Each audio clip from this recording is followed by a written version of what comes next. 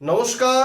2025 সালে যে সমস্ত স্টুডেন্টরা উচ্চ মাধ্যমিক থার্ড সেমিস্টার পরীক্ষা দিয়েছিলে, তোমাদের পরীক্ষা শুরু হয়েছিল সেপ্টেম্বরের 8 তারিখ এবং সেই পরীক্ষা শেষ হয়েছিল 22 সেপ্টেম্বর 2025। তারপর অনেক জল্পনা কল্পনা চলছিল যে তোমাদের রেজাল্ট কবে প্রকাশিত হবে। এই নিয়েও কিন্তু আমরা 2-3বার ভিডিও করেছিলাম। বিশেষ সূত্র থেকে যেগুলো জানতে পারছিলাম যে 31শে অক্টোবরের মধ্যেই তোমাদের কিন্তু রেজাল্ট কিন্তু প্রকাশিত হয়ে যাবে। এটা কিন্তু আমরা বারবার তোমাদের বলে এসেছিলাম।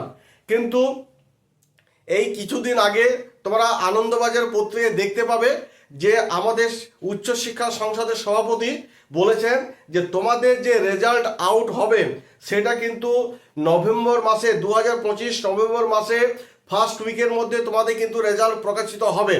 এটা কিন্তু একটা মোটামুটি উনি বলেছেন।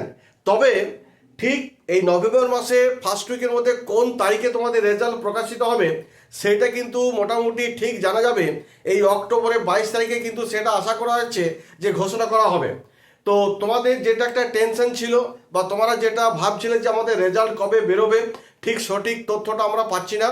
তবে মোটামুটিভাবে তোমরা এই অক্টোবরের 22 তারিখেই তোমরা জানতে পারবে যে নভেম্বর মাসে তোমাদের কবে এই থার্ড সেমিস্টারের রেজাল্ট প্রকাশিত হবে। এবার বলি, তোমাদের থার্ড সেমিস্টার যখন রেজাল্ট নভেম্বরের ফার্স্ট উইকের মধ্যে যখন প্রকাশিত হয়ে যাবে, তার 72 ঘন্টার পরেই কিন্তু তোমাদের রেজাল্ট কিন্তু দেখতে পারবে। তোমরা জানো তোমাদের এই ফার্স্টেই কিন্তু তোমাদের উচ্চ মাধ্যমিকের এমসিকিউর উপর ভিত্তি করে ও এমআর সিটের উপর তোমরা কিন্তু অ্যান্সার দিয়ে এসছো। তো উচ্চশিক্ষা সংসদ যখন এই রেজাল্ট প্রকাশিত করে দেবে তার 72 ঘন্টার পরেই কিন্তু তোমরা কিন্তু সেই ওএমআর সিটের যে রেজাল্ট সেটা কিন্তু তোমরা দেখতে পারবে। সেটা কোনো হার্ড কপি পাবে না, মোটামুটি দেখতে পারবে যে তুমি কত নাম্বার পাচ্ছ।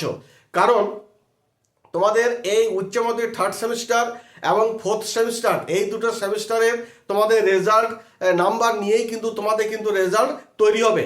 সেই জন্য মোটামুটি তোমরা বুঝতে পারবে যে কোন সাবজেক্ট কত নাম্বার পেয়েছো, সেইটাই জাস্ট তোমরা কিন্তু দেখে নিতে পারবে। আর আরেকটা কথা বলি যে তোমরা যদি কোনো সাবজেক্টে যদি কোনো কারণে যদি ফেল করে যাও, তার জন্য কিন্তু কোনো চিন্তা করার কোনো কারণ নেই। তার কারণ হচ্ছে তোমরা কিন্তু ফোর্থ সেমিস্টারে গিয়েও কিন্তু সেখানে পরীক্ষা দিতে পারবে। সাপ্লিমেন্টারি হিসাবে তোমরা এক্সাম হিসাবে তুমি বুঝতে পারবে এবং যে সাবজেক্টে ফেল করে যাবে সেই সাবজেক্টে কিন্তু আবার মানে তোমাদের ধরো ফোর্থ সেমিস্টার যে পরীক্ষাটা হবে সেই পরীক্ষাটা শেষ হওয়ার পরেই কিন্তু তোমাদের সেই সাপ্লিমেন্টারি হিসেবে যে সাবজেক্টে তুমি ধরো ফেল করে যাচ্ছ, আর ওই সাবজেক্টে যেদিন ফোর্থ সেমিস্টারের ওই সাবজেক্টে যেদিন পরীক্ষা থাকবে সেই সাবজেক্টের শেষেই কিন্তু তুমি যে সাবজেক্টে ফেল করে যাচ্ছ সেই দিনই কিন্তু তুমি পরীক্ষায় বসতে পারবে। অতএব তোমাদের চিন্তার কোনো কারণ নেই। তোমরা কিন্তু কি করবে, এখন থেকে ভালো করে প্রস্তুতি নাও কিভাবে তোমাদের ফোর্থ সেমিস্টারের যে রেজাল্ট ভালো হবে, এটা কিন্তু তোমাদের এখন ধ্যান রাখতে হবে। যাই হোক, এই ছিল একটা ছোট্ট নিউজ, তোমাদের চিন্তার কোনো কারণ নেই। মোটামুটিভাবে যা জানা যাচ্ছে যে নভেম্বর মাসের ফার্স্ট উইকের মধ্যেই তোমাদের থার্ড সেমিস্টারের রেজাল্ট প্রকাশিত হয়ে যাবে এবং এই অক্টোবর 22 তারিখে কিন্তু সেটা ঘোষণা করা হবে যে নভেম্বরের ফার্স্ট উইকে কোন দিনে তোমার রেজাল্ট প্রকাশিত হচ্ছে। যাই হোক, এই ছিল একটা ছোট্ট ভিডিও।